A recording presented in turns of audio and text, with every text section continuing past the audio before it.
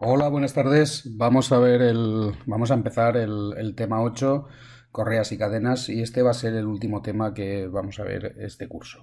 Bien, como veis ahora, vamos a ver el índice, una pequeña introducción sobre el tema, tipos de transmisiones por correas en V o correas trapezoidales, diseño de transmisiones por correas en V o trapezoidales, y pues finalizaremos por transmisiones por cadena. Bien, en la figura que veis en pantalla, lo que podemos ver es un motor eléctrico que va a ser nuestro comienzo, el inicio, donde tenemos la velocidad inicial y la potencia inicial del sistema o de la máquina que vamos a trabajar. Y lo que hacemos, lo que veis ahí es que, en primer lugar, en el eje primario, el del motor eléctrico, podemos poner, por ejemplo, una transmisión por correa trapezoidal. Una vez hemos hecho esto, vemos que podemos disponer también, por ejemplo, de un reductor de engranajes, que aún reduciría aún más la velocidad inicial del sistema, que ya hemos reducido mediante la transmisión por correa, y al final de todo, una transmisión por cadena, para que veáis los tipos principales de elementos de reducción, en este caso de velocidad. Y al final de todo tenemos la máquina impulsada. Las correas y las cadenas son los principales tipos de elementos flexibles para transmitir potencia, y eso pues hace que sean muy útiles en ciertas ocasiones. Para determinada de transmisión de potencia, el par aumentará en proporción con la que se reduce la velocidad de rotación, ¿vale?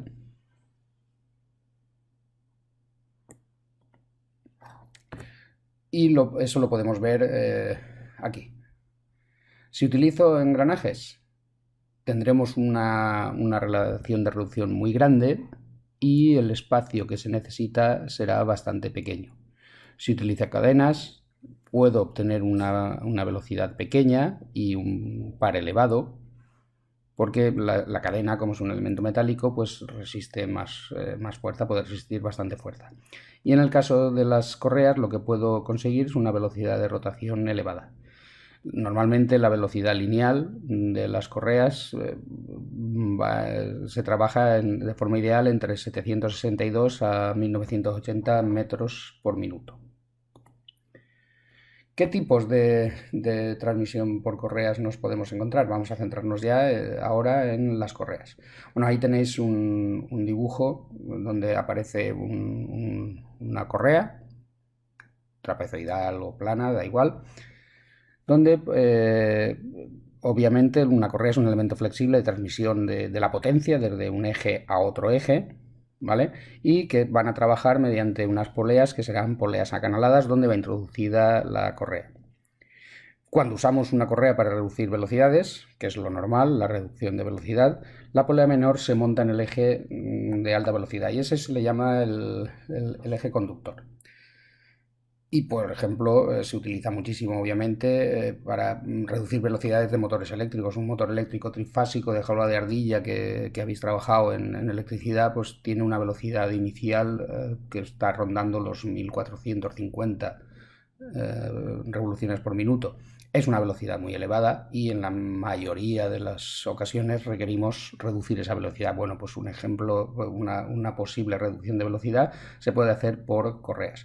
También habéis trabajado los taladros que tenemos en el taller, donde se producen reducciones por correa. Estas correas pueden ser de diversos tipos y, en principio, la correa se instala alrededor de las dos poleas. Hacemos eso disminuyendo inicialmente la distancia entre los centros. Luego separamos las poleas y se pone la correa en una tensión que va a ser bastante alta, la tensión inicial. Cuando esa correa transmite la potencia, la fricción hará que se agarre la polea impulsora. Tenemos la conductora y la impulsada, ¿vale? Se incrementa la tensión en un lado, que es el lado que se llama el lado tenso de la transmisión. Esa fuerza de tensión de la correa ejercerá una fuerza tangencial en la polea conducida, con lo que se aplica un par de torsión al eje conducido. el lado contrario de la correa se encuentra todavía en tensión, pero con un valor menor, y se le llama lado flojo. Tenemos el lado tenso y el lado flojo. Correas, desde luego, existen de muy diversos tipos. Hay planas, acanaladas, dentadas, trapezoidales, normales, en V en ángulo doble y muchas más. En la figura podéis ver algunos ejemplos de bastantes de ellas. Según la aplicación que vayamos a necesitar, escogeríamos unas u otras.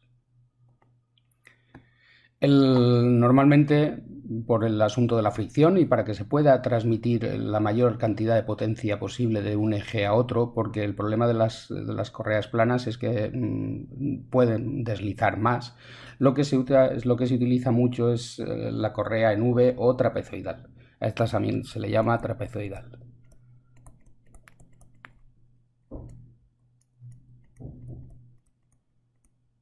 Que tiene esta clásica forma de trapecio. ¿Vale?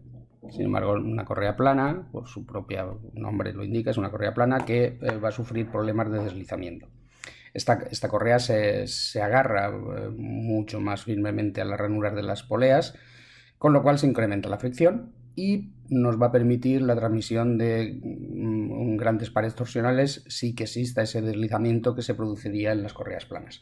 En la figura podéis observar los parámetros más característicos de este tipo de correas. Por un lado tenemos el ángulo de la ranura, que es el ángulo que nos da la polea. Tenemos la profundidad de la ranura, lo que sobresale de esa profundidad, la correa, el diámetro de paso, que es un diámetro teórico, y el diámetro exterior de la polea. Estos serían los parámetros básicos de las correas trapezoidales o en V. Y vamos a estudiar ya el punto 8.3, que es las transmisiones por correas en V. Una polea con una o varias ranuras circunferenciales donde se apoya la correa es lo que vamos a llamar polea acanalada. El tamaño de esa polea lo indicaremos mediante el diámetro de paso, que será un poco más pequeño que el diámetro exterior. Y la primera fórmula que vamos a ver es la que nos indica la relación de transmisión. Esa relación de velocidad entre la polea motriz y la conducida, o la polea conductora y conducida, y que es inversamente proporcional a la relación de los diámetros de paso. Aquí podemos ver las fórmulas que nos lo indican. Y es la relación de transmisión.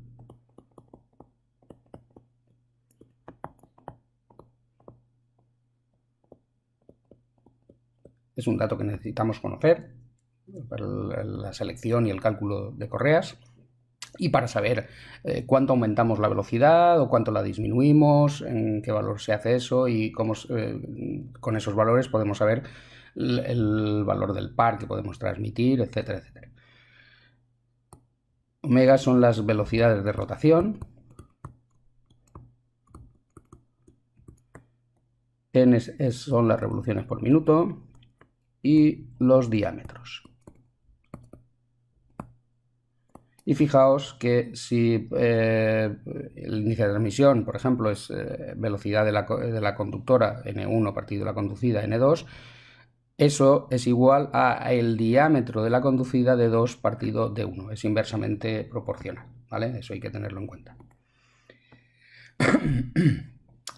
Además, podemos saber el valor de la velocidad lineal en la línea de paso en ambas poleas. Obviamente será igual, es V sub c, la velocidad lineal es igual en toda la correa y las fórmulas que nos sirven para el cálculo son estas. El radio y velocidad angular.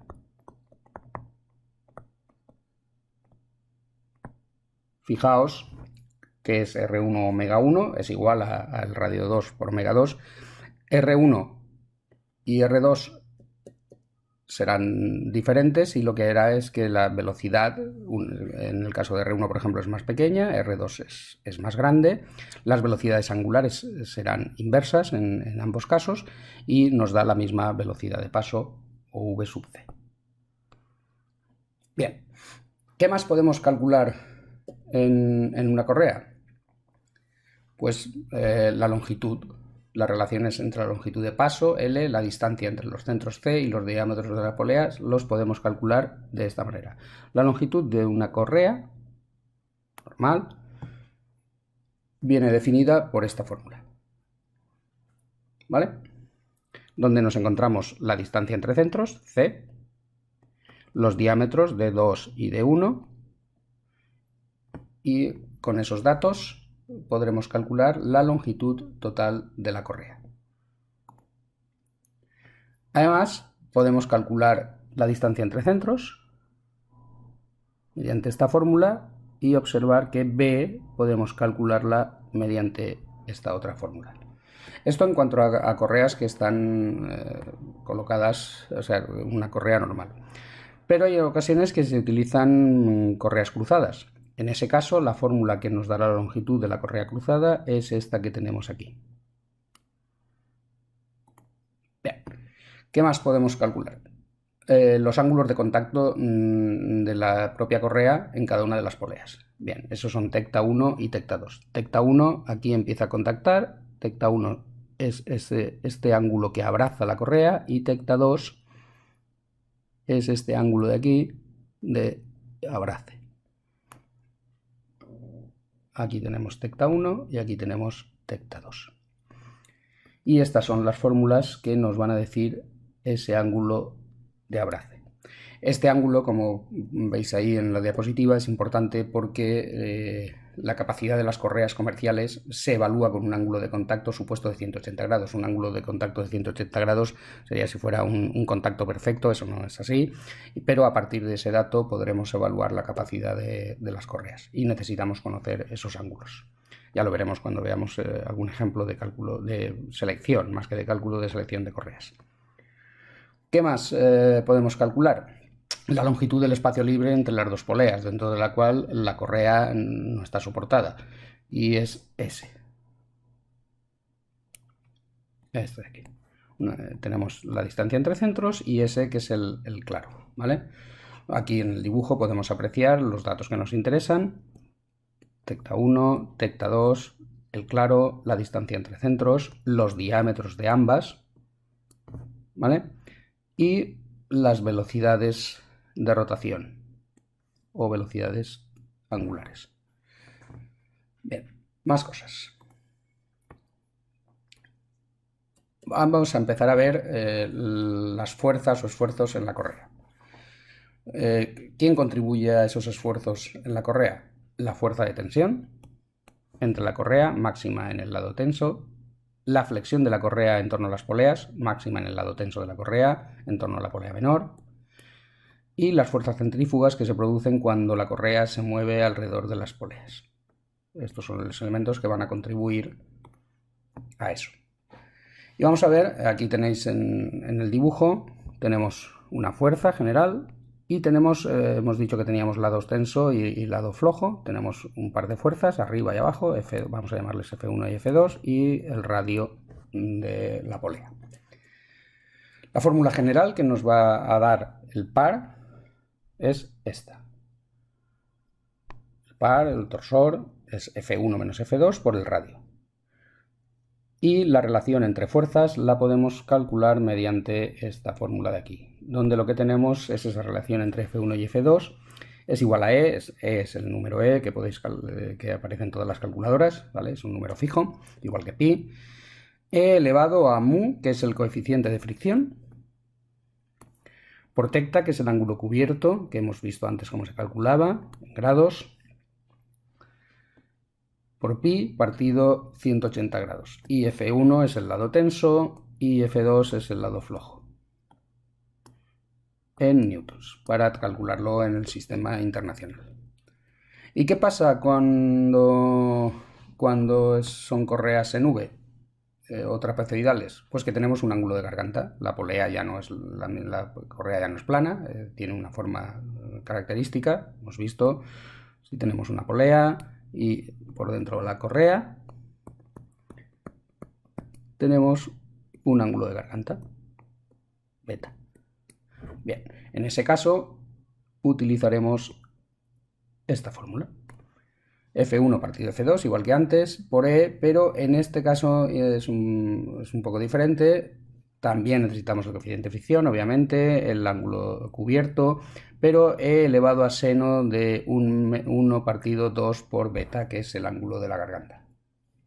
Mediante esta fórmula podremos calcular la relación mediante esta fórmula y esta fórmula. Obtenemos si necesitamos las fuerzas, si necesitamos el par, etcétera, etcétera, etcétera. Bien, continuamos.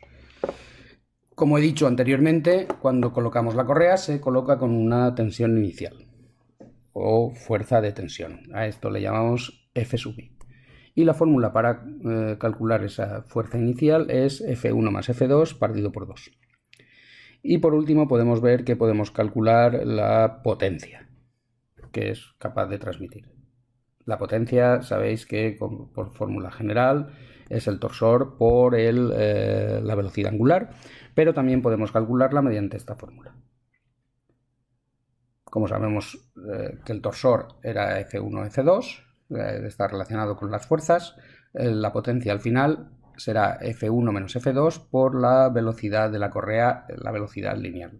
Aquí tenemos V, que será la velocidad de la correa en metros por segundo, y omega, la velocidad de la correa angular en radianes por segundo.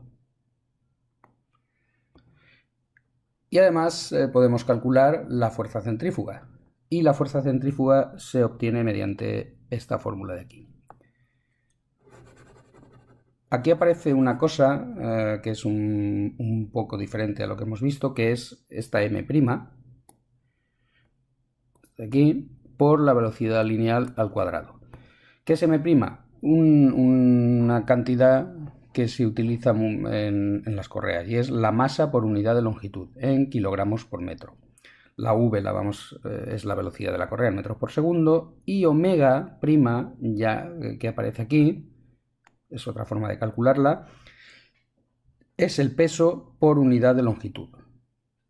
No es solo la fuerza en newtons, sino por unidad de longitud en metros, igual que hemos visto que m' es la masa por unidad de longitud en kilogramos por metro y en el caso de el peso por unidad de longitud en newtons por metro.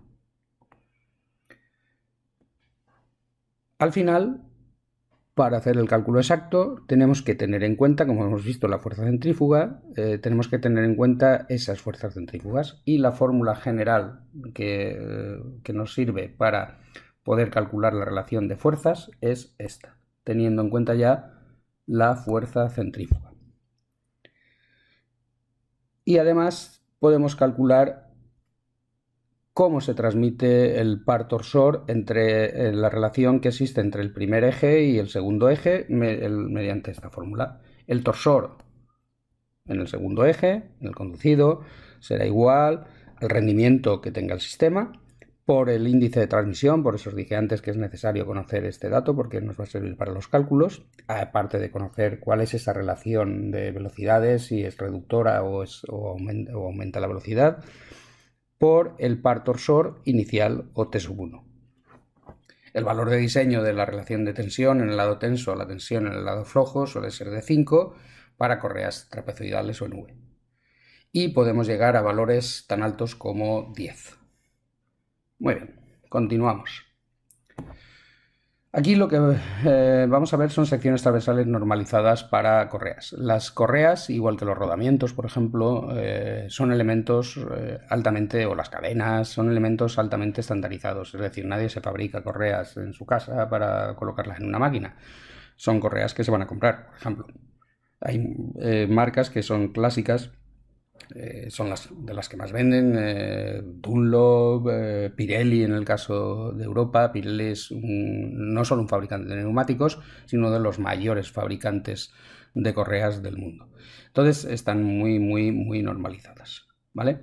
Y aquí tenéis tipos de correas, por ejemplo, en el caso de las tipo A, las tipo B, las tipo C, las tipo D y las tipo E. En la parte de arriba, ABC sería el tamaño en pulgadas y si el número, si lo damos con esta serie de números, nos está indicando el ancho superior nominal en milímetros. Y ahí tenéis la normalización. Como veis, la más pequeña es la A y acabamos, por ejemplo, en este caso en la E, que son las más grandes. Bien. Vamos a empezar ya con lo que nos interesa y para lo que es, por lo que es interesante este tema, que es el que si tengo que cambiar una correa o he cambiado la distancia entre ejes o hay algún problema, podemos ir a un catálogo y seleccionar una correa. En este caso nos vamos a centrar en las que más se utilizan en el mercado, que son las correas trapezoidales o en V. Igual veremos qué nos va a pasar con las cadenas. Y también veremos, aparte de estas correas trapezoidales, la selección, sobre todo a través de catálogos, para que podáis entrar en catálogos y poder seleccionarlas, de correas síncronas, que tienen una gran utilidad y se utilizan incluso para elementos como son las motocicletas. Hay algunos tipos de marcas de motocicletas que utilizan correas síncronas. Bien, vamos a ver en principio el diseño de transmisiones por correas en V. Como os he comentado, no lo fabrica cualquiera, grandes marcas de correas, está altamente normalizado. Se adaptará a las necesidades del proyecto, los elementos que existen en el mercado. No venden todos los tamaños de correa, tenemos que ir a la selección de correas que nos venden y ajustarla en nuestra máquina a esa correa. Y como he comentado varias veces, están muy normalizadas, mucho más que las correas planas. Bien, la primera tabla que vamos a ver es la tabla 11.1, secciones normalizadas de las correas. Y esas secciones normalizadas de las correas son estas que os indican aquí. Todas estas tablas que vamos a ir a ver ahora y el método de selección lo vamos a pasar rápidamente porque lo veremos muy bien y aclarando todos los puntos que no queden claros ahora cuando hagamos un problema de una selección de una correa, igual ahora que en las síncronas, que en las correas síncronas, y igual que en las cadenas. Por eso ahora lo voy a pasar un poco más rápidamente. Cada una de esas secciones, como veis aquí, nos da una serie de datos. La A, el ancho superior, la H, esta medida de aquí, la altura de la correa, y la A sub P, que es el tamaño donde en teoría está el diámetro de paso de la correa. Y como veis, hay una cosa curiosa, empieza en la Z, que tendría que ser la última, pero la primera, que es la más pequeña, y A, B, C, D, F va aumentando de tamaño. Bien, en este caso, en todas las tablas que vamos a utilizar, es el método, están sacadas de Pirelli, de un catálogo de correas de Pirelli, un catálogo industrial. ¿Y cuál es el proceso para el cálculo de esas correas trapezoidales? Pues lo primero que tenemos que hacer es decidir una serie de elementos que necesitamos conocer y que necesitamos para empezar a trabajar. Necesitamos saber qué potencia queremos transmitir, obviamente, qué motor o cuál es el elemento de potencia que vamos a utilizar para saber esa potencia. Necesitamos, una vez que sabemos la potencia de transmitir, cuál va a ser la velocidad de la polea pequeña, que será la conductora, normalmente la que se va a acoplar en el eje primario. ¿Qué velocidad de la polea grande tenemos o vamos a tener? ¿Cuál va a ser la distancia aproximada entre los centros de la polea? Tenemos que saber, por ejemplo, una máxima o una mínima admisibles, ¿vale? La distancia aproximada entre centros. Luego se ajustará esa distancia entre centros para que sea la adecuada, porque como os he comentado antes, las longitudes de las correas no me van a vender cualquier longitud que yo calcule. Tiene que ser una que se adapte a las correas normalizadas que nos venden. Cada una de las correas que, según la distancia entre centros, nos dan unos tamaños de correas determinados. ¿Cuáles son las condiciones de funcionamiento de la máquina? Ahora lo veremos en las tablas. ¿Qué tipo de máquina accionada se trata? Y las horas de funcionamiento diarias previstas. Obviamente, estas son las cosas que necesitamos saber para empezar a seleccionar la correa. Una vez que tenemos todos esos datos, lo que haremos es, en segundo lugar, corregir la potencia a transmitir en función de cuáles son esas condiciones de trabajo, si es trabajo duro, si es trabajo ligero, etcétera, etcétera. Seleccionaremos la sección de la correa en función de esa potencia que tenemos que transmitir y el número y la velocidad de la polea menor o las revoluciones por minuto normalmente. Una vez que sabemos eso, elegiremos los diámetros primitivos de las poleas. Y una vez que sepamos los diámetros primitivos de las poleas, ya podremos hacer el cálculo de la longitud primitiva de la correa. Determinaremos el arco de contacto, que ya hemos visto antes lo que era esto del arco de contacto. Calcularemos la potencia a transmitir por la correa. Y una vez que sepamos todo esto, podremos determinar, ya sabemos la longitud, ya sabemos los diámetros, ya podremos determinar cuántas correas necesito. En un momento dado, para mi máquina, no puedo transmitir la potencia adecuada con una sola correa y tengo que transmitirla con 2, 3 o las correas que necesite. Calcularemos la velocidad de la correa para que sea adecuada. Y una vez que tengo todos estos datos, por último ya podremos ver el cálculo del ancho de poleas y ya podremos encargar las poleas necesarias para trabajar con esa correa que me va a transmitir la potencia y el par que necesito para mi máquina, para que mi máquina funcione como queríamos. Bien, los pasos a seguir básicamente para hacer esta selección, y ya os comento que vamos a ir rápidos porque lo veremos tranquilamente haciendo algún problema. Primero calculamos la relación de transmisión con la fórmula que hemos visto antes.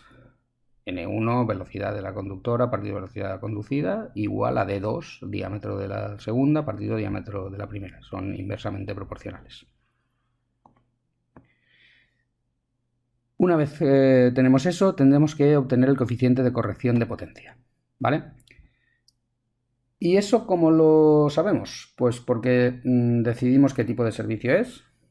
Lo que os he dicho, las condiciones de trabajo, si va a ser ligero, normal, pesado, muy pesado. Aquí, como veis en la segunda columna, nos indica ese tipo de servicio como es, pues por ejemplo, pesado.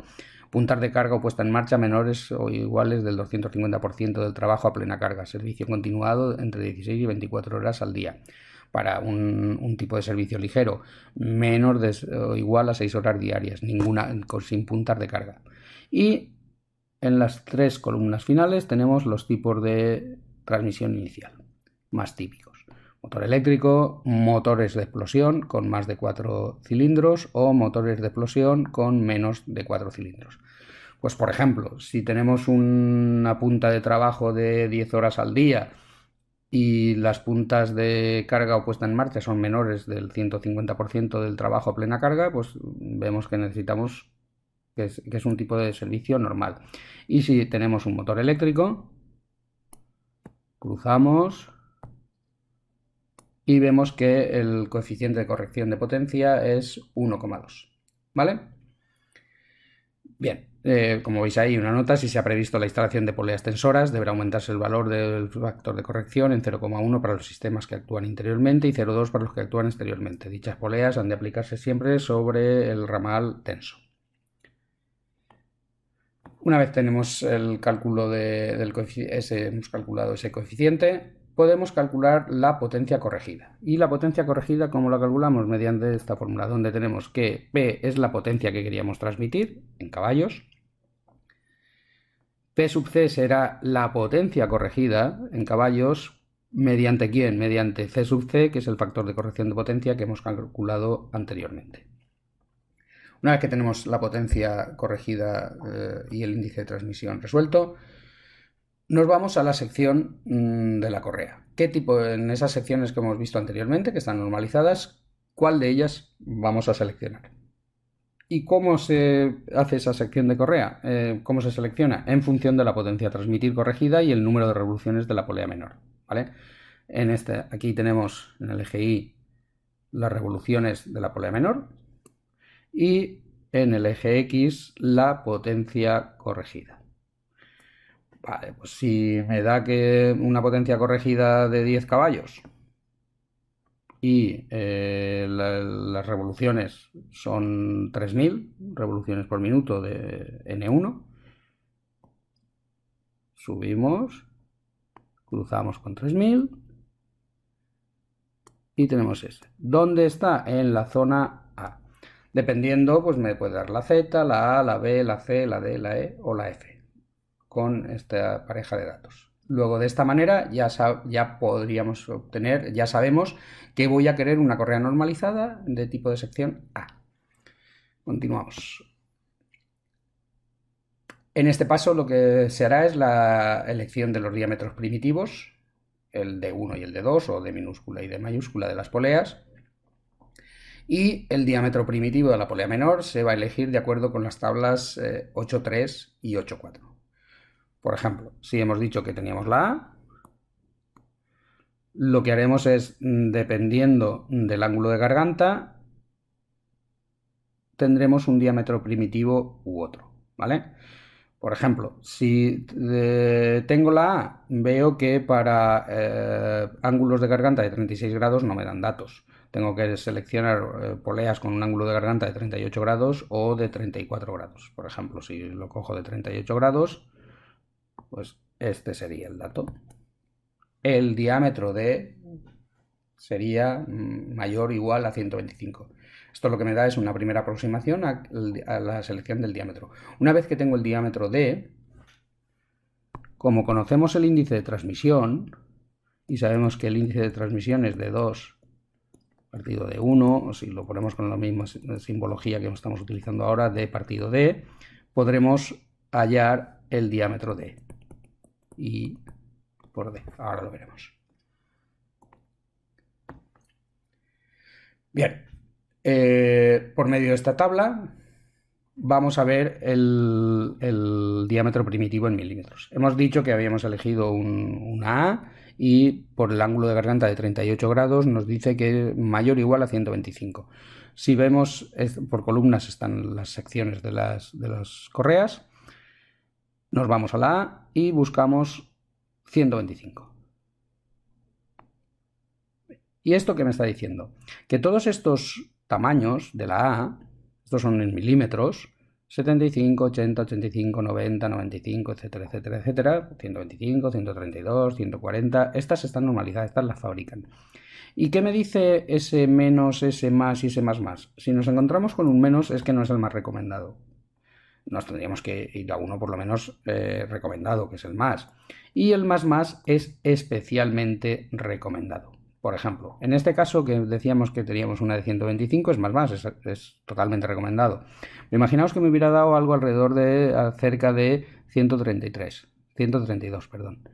Me dice más. Y tengo 140 que es más. Si 140 también me viene bien, pues elijo el de 140 y hago los cálculos a partir de esta elección. Y, como he comentado anteriormente, mediante la relación de transmisión obtendremos el diámetro mayor. Acordaos, I igual a N1 partido N2 o D partido D. Luego podemos calcular mediante el índice de transmisión que hemos calculado al principio por las velocidades que queríamos, y como ya hemos calculado D, podemos calcular el diámetro mayor. Bien. Una vez que tenemos ya calculados los diámetros primitivos mediante las tablas, tenemos el índice de transmisión, vamos a ver cuál será para para este tamaño de correa. Tenemos que calcular la distancia entre ejes. A esto le vamos a llamar I. Si no estaba previamente establecida, esa I lo que va a valer es esto. Si el índice de transmisión está entre 1 y 3, esta será la fórmula que vamos a utilizar. Como ya tenemos el diámetro primitivo, podemos calcular la distancia entre los ejes. Y si el índice de transmisión es mayor o igual a 3, esta será la fórmula para calcularlo, y es muy directa. Será mayor o igual al diámetro mayor que hemos calculado en el paso anterior. Ya tenemos la distancia entre centros, y si tenemos la distancia entre centros ya podemos calcular la longitud para saber cuál es la correa que tenemos que seleccionar. Esto será en dos pasos. Primero se determina la longitud primitiva teórica, y esta es la fórmula igual que la que hemos visto anteriormente al principio del tema. Mediante, como ya tenemos los diámetros, tenemos la distancia entre centros. Esta C es esa I que hemos calculado en el paso anterior. Distancia entre centros. Ya podemos calcular esa primitiva teórica, esa primera longitud, pero tenemos que ajustar.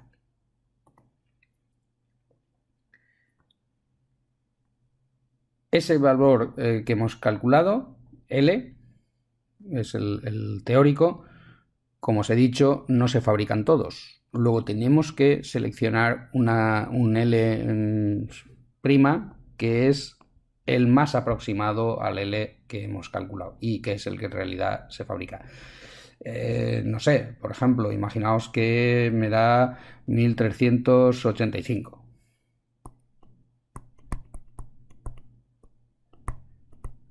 Y teníamos una correa B, tipo B. Aquí no aparece las A que hemos visto antes, tengo las B y los C, ¿vale? Los tipos B y tipo C. 1385, me vengo aquí, busco la longitud nominal primitiva y veo que el 1385 no se fabrica, pero tengo una muy cercana que es 1390.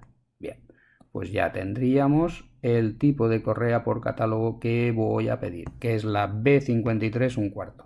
Esa sería la correa normalizada que voy a pedir, ¿vale? En cualquier otro caso haríamos lo mismo.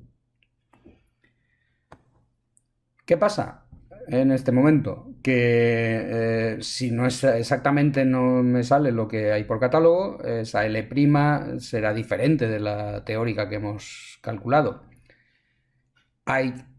Como es diferente, la distancia entre centros ya no sería la misma. Y tenemos que calcular la nueva distancia entre centros o distancia entre centros efectiva y su B mediante esta fórmula para el caso de índices de transmisión entre 1 y 3, ¿vale? ¿Y cuánto vale esa distancia entre centros? La distancia entre centros que habíamos calculado, más menos, y ahora explicaré más menos qué quiere decir, la longitud teórica que teníamos menos la real partido por 2, y todo eso en milímetros.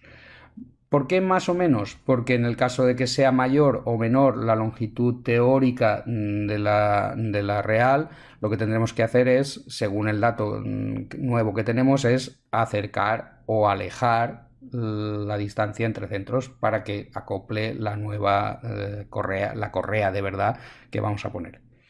Bien, una vez ya tenemos calculado la distancia efectiva, que es la que de verdad va a ser, y pasamos a determinar el arco de contacto. Ese arco de contacto sobre la polea menor lo determinaremos de esta manera. Como tenemos la distancia efectiva entre centros y tenemos los diámetros de 2, de 1 o de mayúscula, de minúscula, y ese resultado nos dará en grados.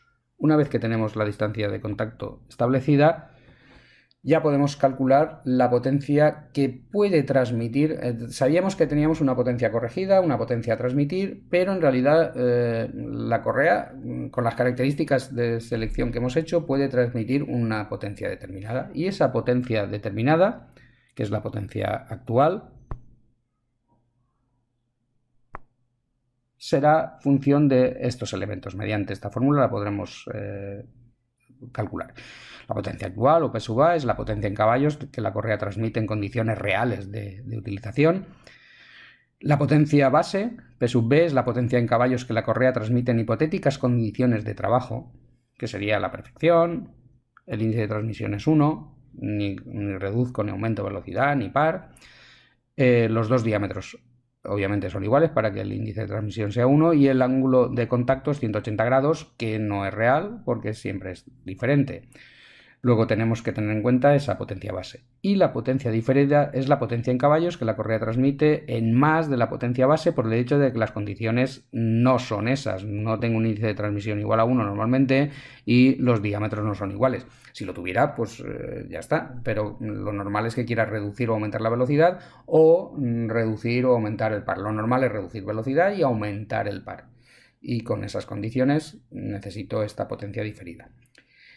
Y además un par de coeficientes, esa suma de potencias que veremos ahora en tablas cómo calcularla, se multiplican por una serie de coeficientes que son el factor de corrección C sub gamma, que lo veremos en la tabla 8.7, y el factor de corrección C sub L, que lo veremos en la tabla 8.8.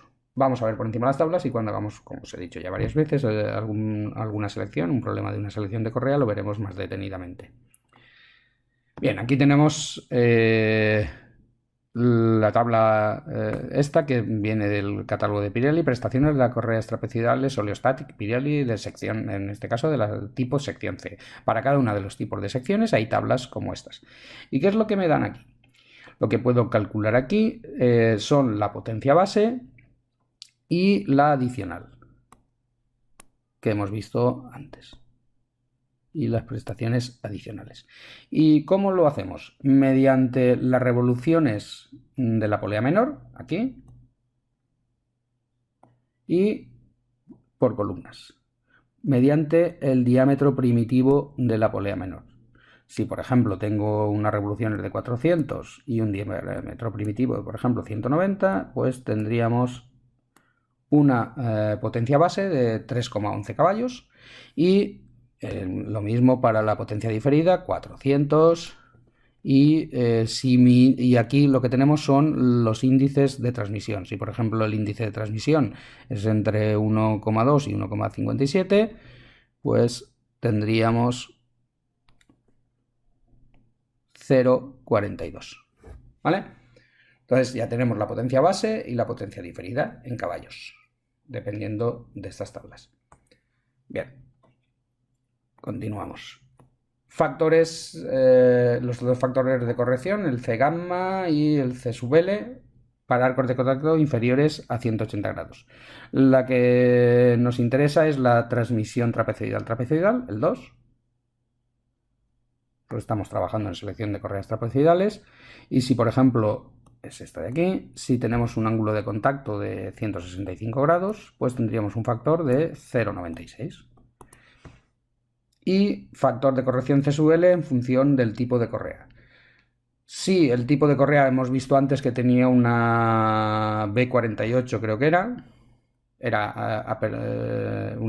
Sí, la B48, por ejemplo, si me ha dado una B48, tengo tipo B, 48. Si resulta que la selección era una D75, pues para esa no hay. Una C66, por ejemplo.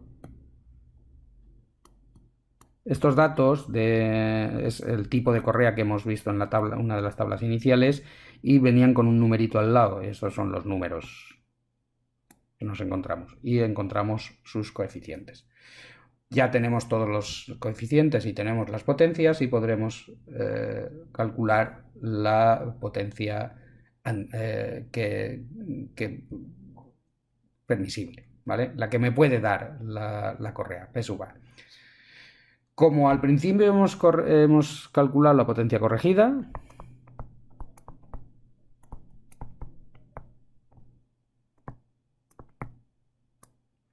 y ahora hemos podido calcular la potencia actual, en base a la potencia que yo quería, obtengo una potencia corregida con las condiciones de trabajo y una potencia actual por las condiciones del ángulo de contacto de la correa, ¿vale? Con este par de potencias, lo que hallamos al final es el número de correas que necesito, ¿vale? Eso me va a dar el número de correas que necesito. Si la potencia actual no me da para la potencia corregida que yo quería, necesitaré más correas, obviamente. Si me da bastante, pues con una correa, vamos, si son más o menos, si son prácticamente la misma, pues el número me saldría 1 y solo utilizaría una correa. Bien. Podemos calcular también la velocidad tangencial en la correa. ¿Por qué la vamos a calcular? Porque normalmente no deberíamos sobrepasar los 30 metros por segundo. Y la vamos a obtener mediante esta fórmula. La velocidad será pi por las revoluciones por minuto por el diámetro de la menor partido 60 y eso me da en metros por segundo. Y para finalizar podremos calcular el ancho de poleas conductoras y conducidas mediante la tabla 8.9 que tenemos datos de perfil y dimensiones de las gargantas. Aquí tenemos el tipo de secciones y aquí lo que tenemos son los datos que nos interesan para hacer ese cálculo. Esos datos que vimos, esas dimensiones principales, A sub P, el B mínimo, C mínimo, E, tolerancias, Fs, tolerancias sobre Fs, tolerancias sobre beta. Bien. ¿Cómo podremos saber ese ancho de polea? Muy sencillo. Como veis en el dibujo, necesito saber esta dimensión y esta dimensión. En el momento que tenga esas dimensiones, cuando acabe, si necesito una correa solo, en realidad estaríamos trabajando aquí. Si necesito dos correas, pues estaríamos trabajando con un hueco más. Dependiendo de lo que necesite, lo calculo. A su P es el ancho primitivo, B es la altura de la garganta bajo la línea primitiva, R es el ángulo de las gargantas, D es el diámetro primitivo, E es la distancia entre ejes de dos gargantas consecutivas y F es la distancia entre el eje de la garganta externa y el borde de la polea. Con estos dos datos principalmente podré saber qué tamaño de ancho tiene la polea. Y una vez que sé el tamaño de ancho que tiene la polea, podremos calcular sin ningún problema podemos ya ir a la selección de la correa. Bien, pues de esta manera podríamos hacer la selección de correas trapezoidales. Vale, ya os digo que ahora lo hemos visto un poco rápido, pero cuando hagamos un problema entero, pues ya lo veréis al detalle todos los pasos que hemos ido viendo. El punto siguiente sería el de las transmisiones por correas síncronas. ¿Cuál es la diferencia con una correa trapezoidal o una correa plana? Pues que estas ya no son lisas. Estas correas tienen dientes, algo parecido a los engranajes. Bueno, más parecido aún es la polea, que la polea va a tener unos dientes, ¿vale? Para que siempre serán dientes rectos, o casi siempre, hay alguna excepción. Esos dientes se engranan en ranuras que corresponden de las poleas conductor y conducida, y en este caso estas poleas se les llama catarinas. Y se obtiene el impulso que se obtiene, la ventaja que tenemos sobre las trapezoidales o las rectas, es que no se produce deslizamiento. ¿Y dónde se usa este tipo de correas? Manejo de materiales, empaque y ensamble, cuando necesito índices de transmisión realmente fiables y que no haya deslizamientos para que no se produzcan problemas de distorsiones o cosas así. Estas transmisiones con correas síncronas se usan cada vez más en aplicaciones en las que antes se usaban engranes o cadenas. ¿Por qué? Porque son muy fiables. Y sobre todo el mantenimiento es un mantenimiento mucho más básico que el mantenimiento de las cadenas o de los engranajes. Ya no hay que engrasar, etcétera, etcétera, etcétera. Entonces es bastante cómodo. De hecho, se utilizan, como os he comentado antes, en motos. Por ejemplo, las Harley Davidson es típico que vayan por transmisión por cadena. ¿Cuál es el mayor problema que pueden presentar a día de hoy?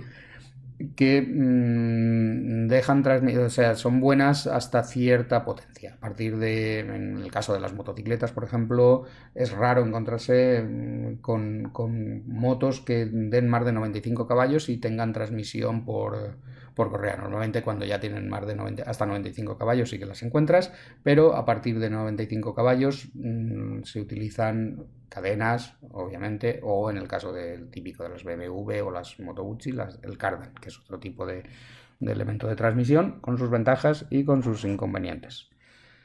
Bien. Igual que las correas trapezoidales, hay una serie de dimensiones estándar, ¿vale? Existen disponibles varios anchos de correa para cada uno de los pasos, por lo que se tiene una amplia variedad de capacidades de transmisión de potencia. Aquí, como podéis ver, tenemos el ancho de la correa y el paso. ¿Vale? Y tenemos pasos por ejemplo, de 5 milímetros, de 8 milímetros, de 14 milímetros, de 20 milímetros.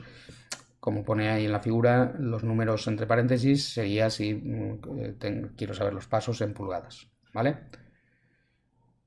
Vale. Continuamos. ¿Cuáles son las dimensiones fundamentales de referencia en una correa sincrónica? Pues son estas: la longitud, el paso y el ancho.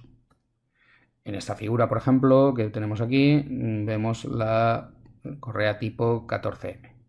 Bien, ¿qué me dan por ejemplo, en este ejemplo?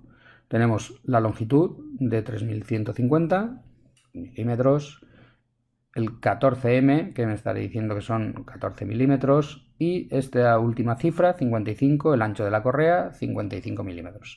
Aquí, como podéis ver, os he puesto un par de tablas donde nos encontramos con correas de 14M de paso 14 milímetros, ¿vale? Y una serie de referencias normalizadas y el número de dientes de las poleas. Y tenemos la longitud en milímetros y en pulgadas. Luego tenemos que, para buscar una correa, para la que quiero, cuando la encuentro, lo que necesito es saber su longitud, el paso y el ancho. Y con eso acudo a los catálogos de los fabricantes y las selecciono. Al igual que hemos visto antes, se pueden seleccionar. Vamos a ver la forma de selección. Bien, aquí en estas dos tablas, la tabla 810A y la tabla 810B, vemos los diámetros de poleas, ¿vale? Los números de dientes y los diámetros exteriores en ambas tablas, ¿vale?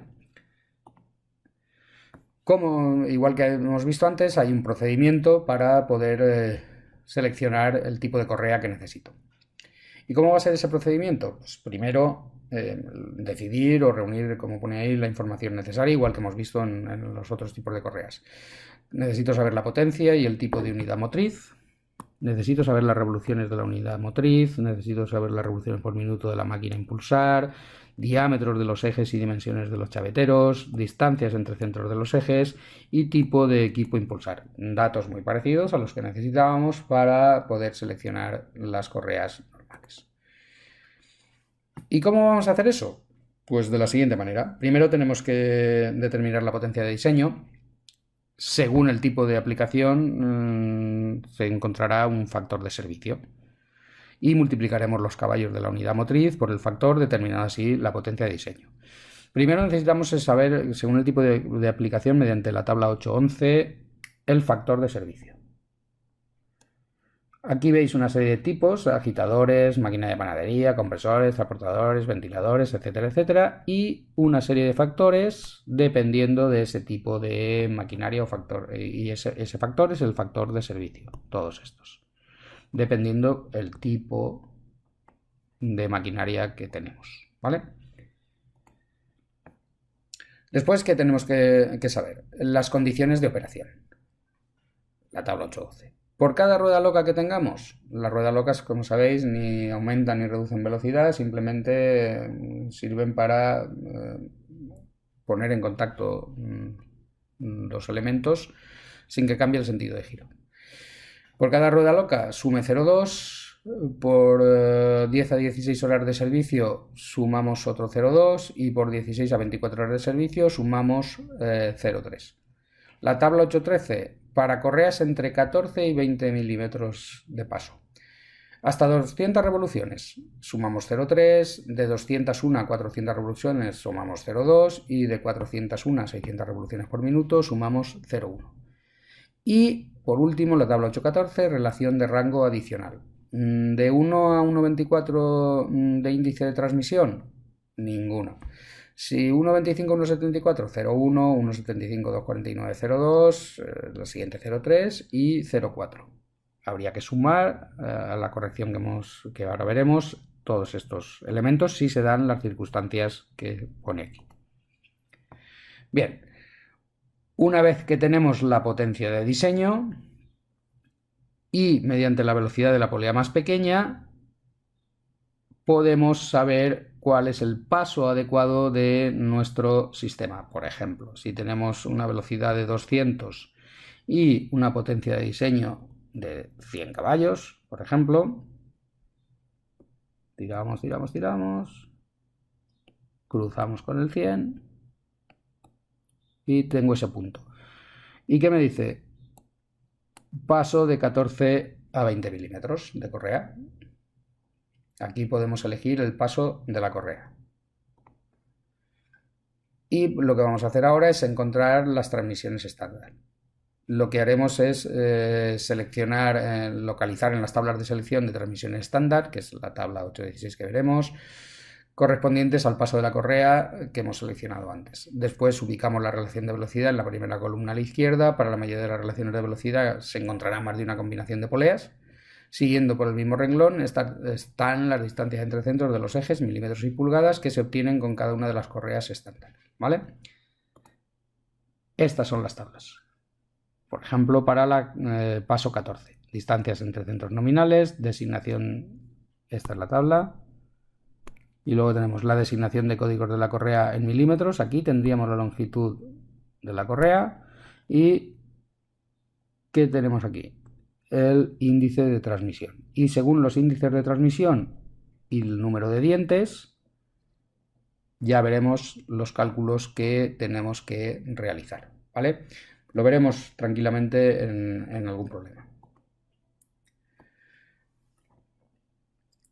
En esta tabla 8.17 podremos ver el ancho de la correa. Se encontrarán en las tablas de capacidad de transmisión de la correa con diferentes anchos estándar. Según el número de dientes y las revoluciones de la polea menor, se escogerá el ancho de la correa que transmita los caballos de diseño que nos requiere el punto 2. Rango en caballos. Ya os digo que lo veremos detenidamente cómo utilizar esta tabla cuando hagamos un ejemplo igual que el anterior, que parece un poco liosa. Y con esto acabaríamos el asunto de las correas. Hemos visto las correas trapezoidales y con esto acabaríamos con el tema de las correas síncronas. Bien, y pasamos al último punto rápidamente, que es las transmisiones por cadenas. Todo el mundo sabe que una cadena es un elemento de transmisión de potencia formado por una serie de eslabones que están unidos con pernos. ¿Y esto qué permite? Pues permite cierta flexibilidad. Y como la cadena es de acero, pues nos va a permitir la transmisión de grandes fuerzas. Va a trabajar con grandes fuerzas de tensión. Ahí tenéis una cadena típica. A los piñones, no se llaman piñones, en las cadenas se le llaman catarinas. Tenemos la catarina motriz o conductora y la catarina conducida, ¿vale? Igual que ocurre con las correas síncronas, tenemos un elemento que se llama paso, como algo parecido a lo que veíamos en los tornillos, en los engranajes, en las cadenas, en las correas síncronas, ¿vale? Y tenemos en las correas también un lado de trabajo más tenso y un lado de trabajo más flojo. Las dimensiones principales son el paso, la distancia entre centro de bulón y centro de bulón, esto de aquí. Esta distancia de aquí sería el paso. La anchura interior, B1, o luz, distancia entre las mallas interiores. Y D1, diámetro del rodillo. Este de aquí. El rodillo, casquillo, bulón, designa la dimensión exterior de las piezas redondas que hay entre las mallas interiores. Bien. Rápidamente, por no extendernos, lo tenéis ahí en el tema desarrollado y lo podéis ver en cualquier momento. Tenemos varios tipos, hay muchos tipos de cadenas, muchos. Tenemos la primera que os aparece ahí, las cadenas GAL, para velocidades no superiores a 0,3 metros por segundo. Se utilizan como cadenas de carga, ¿vale? Cadenas Flyer con esta tipología, cadenas de carga para equipos elevadores, grúas, aparatos afiladores, contrapeso en máquinas herramientas, hornos, industria textil, instalaciones de transporte y elevación, es decir, tienen mucha utilidad en la industria. Cadenas de casquillos, velocidad de cadena hasta 5 metros segundo, elevadores de transmisión, condiciones de trabajo duras, minería, maquinaria de construcción y similares. Cadenas de rodillos, estas casquillos y rodillos son las más típicas. Las de rodillos es la aplicación universal y es la forma de construcción más usual de las cadenas. Bien, hay cadenas de estancamiento, una retención del material transportado, si necesita hacer eso, la rotary, donde hay un intenso trabajo de choque, por ejemplo, mucha suciedad, por ejemplo, en las máquinas excavadoras, cadenas de oruga de dragas, movimientos de tierra, perforación, trabajo duro y pesado. Se utiliza este tipo de cadenas que va a aguantar mejor que una cadena tradicional. Es decir, hay un montón de tipos de cadenas, ahí tenéis varias de las más típicas. Aquí lo que os pongo es, por ejemplo, al igual que en los casos anteriores, está altamente normalizado y aquí, por ejemplo, vemos cadenas de rodillos con la norma DIN 8187. En este caso son simples, cadenas simples, pueden ser dobles, pueden ser triples, en este caso es simple, y me da una tabla con la referencia de la cadena, que es lo que pediríamos cuando la seleccionamos al final, y en una 10B1, por ejemplo, el paso, el diámetro del rodillo, el ancho interior, diámetro de eje, longitudes, ancho de las mallas, grosores, fuerza de tensión total, fuerza de tensión media, peso por metro, es decir, todos los datos que necesito para trabajar con la cadena, y sobre todo este, que es el dato de referencia DIN. Entonces pido una cadena o 04B1 y es esta, o la 12B1, la que sea, y su paso en milímetros. Aquí lo tenéis. Muy bien. Aquí tendréis las dobles. Voy a transmitir más fuerza. Y las triples. Voy a transmitir aún más fuerza. ¿Y cómo se va a seleccionar o diseñar las cadenas? Bien, pues la vida útil de una cadena debería venir determinada por su comportamiento del desgaste, cuánto me va a durar. Y ese desgaste se produce en las articulaciones de la cadena, en los bulones, en los casquillos. ¿Y de qué depende? Del esfuerzo de tracción de la cadena, de los movimientos de cambio de dirección, de los eslabones al paso sobre las ruedas de la cadena, de las superficies de articulación y, muy importante, la lubricación y el número de vueltas que da la cadena. Cuando trabajamos con cadenas es fundamental lubricar el engrase y la lubricación. Si no hacemos eso, la cadena no va a durar apenas nada. Las fricciones son muy altas, las fuerzas que se producen son muy altas y el desgaste de todos los elementos de la cadena y de las coronas y los piñones va a ser brutal y no duraría en nada. Luego el tema de la lubricación es fundamental. ¿Cuándo voy a conseguir eso, que sea una vida útil buena? Cuando las ruedas o catalinas de la cadena están bien alineadas, una buenísima lubricación, retensar si se puede retensar para compensar el alargamiento que se produce durante el funcionamiento. Ese alargamiento se va a producir y todos lo sabéis, en las motos, por ejemplo, hay que tensar la cadena cuando se queda floja, porque si no nos desgasta y nos jode todo el sistema. Y eliminar las vibraciones de los tramos vacíos y de carga o las oscilaciones de giro de todo el conjunto de la transmisión. ¿Y qué necesitamos para la elección de una cadena? Como mínimo tenemos que conocer los siguientes elementos: la potencia a transmitir en kilovatios, la velocidad de la rueda conductora, llamamos nosotros N1 en revoluciones por minuto, la relación de transmisión que se puede calcular mediante estas fórmulas. Acordaos que cuando hablábamos de polea hablábamos de los diámetros de las poleas, de 2, de 1, de mayúscula, de minúscula. En este caso aparece un elemento distinto. Índice de transmisiones, y al igual que en las correas, es N1 partido N2, pero también igual a Z2 partido Z1. ¿Y Z qué es? El número de dientes de las catalinas. Necesitaremos conocer las condiciones de trabajo de la transmisión, el coeficiente de impacto Y y la distancia entre ejes, que le vamos a llamar A, en milímetros. ¿Y qué pasos vamos a efectuar? Voy a ir bastante rápido y, como os he comentado ya en varias ocasiones, lo veremos más claramente en un problema. Tenemos que determinar el paso de la cadena en función de la potencia a transmitir y de las revoluciones de la polea menor, y de esa manera encontraremos el tipo de cadena que necesito. Como veis aquí reflejados están los tipos, ¿vale? Y una serie de elementos como son, como veis aquí, estos numeritos 3, 4, 2, 1 son las gamas de lubricación. Cómo de buena va a ser, qué tipo de lubricación tiene que tener. Y lo que nos encontramos aquí son la potencia en kilovatios, según si es una cadena triple, doble o simple, y en la X nos encontramos con la velocidad de la rueda pequeña en revoluciones por minuto. Dependiendo de esa potencia y esas revoluciones, tendremos un tipo de cadena en una gama y tendremos que lubricarla de una manera determinada. Lo veremos en el ejemplo. Estas líneas que veis ahí son los límites superiores del cáncer de potencia y que son válidos ¿para qué?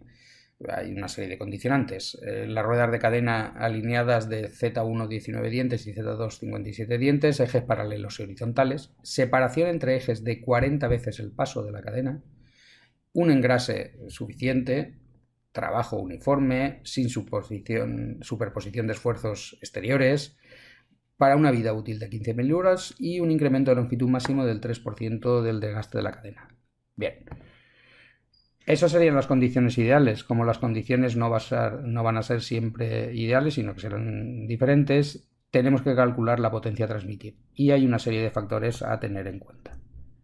Esos factores a tener en cuenta, P sub D es la potencia en el diagrama, que vamos a ver en el diagrama.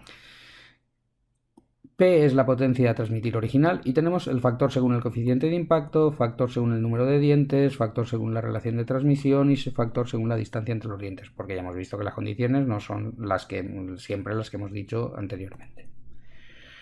Mediante la tabla 820 veremos los coeficientes de impacto y griega, tenemos modos de operación y ejemplos de máquinas con ese tipo de coeficiente de impacto, ya lo veremos. En la tabla 821, los factores a tener en cuenta en el cálculo ese de la potencia, tenemos un coeficiente según el coeficiente de impacto, un factor, según el coeficiente I tenemos un factor FI, según el número de dientes que estamos utilizando tenemos un factor F2, según la relación de transmisión tenemos un factor FI y según la distancia entre ejes, que ya hemos dicho que era A, tendremos un factor F sub A. Y con todos esos datos podremos calcular esa potencia corregida. Vale. ¿Qué podemos saber además? Además de saber esa potencia corregida, podremos calcular la longitud de la cadena. Y la longitud de la cadena normalmente lo que vamos a hacer no la damos en milímetros, sino que la damos en eslabones. Si el número de dientes Z1 y Z2 es el mismo, esta sería la fórmula a utilizar. A es la distancia entre centros, P es el paso y Z el número de dientes.